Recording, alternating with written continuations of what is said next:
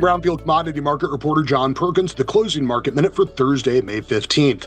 Soybeans ended the session sharply lower, pressured by a big drop in soybean oil, a limit down move on Thursday by soybean oil, which was pressured by concerns about the RVO and spillover from crude oil, which was down on the potential for an increase in the global supply.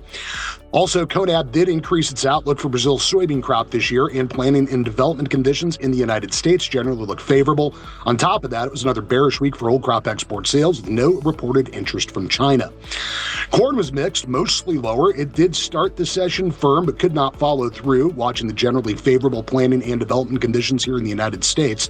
Also, CONAB increased its outlook for Brazil's total corn crop, including the second crop, which is expected to be just shy of 100 million tons. Wheat did close higher, essentially extending its oversold bounce with help from a lower move in the U.S. dollar index. Also, weekly export sales on new crop wheat were solid. Live and feeder cattle were down sharply, seeing another round of technical liquidation as they watched direct cash cattle business develop. Trade was light during the session, generally $1 lower to $1 higher than a week ago on the live basis, and up $2 for the dress basis, with many of those for delayed delivery. Box beef at midday was higher, but it didn't have much of an impact.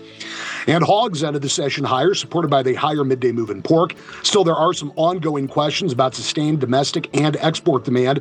China has been absent from U.S. pork market for the last 6 weeks. With the closing market minute for Thursday, May 15th, I'm Brownfield commodity market reporter John Perkins.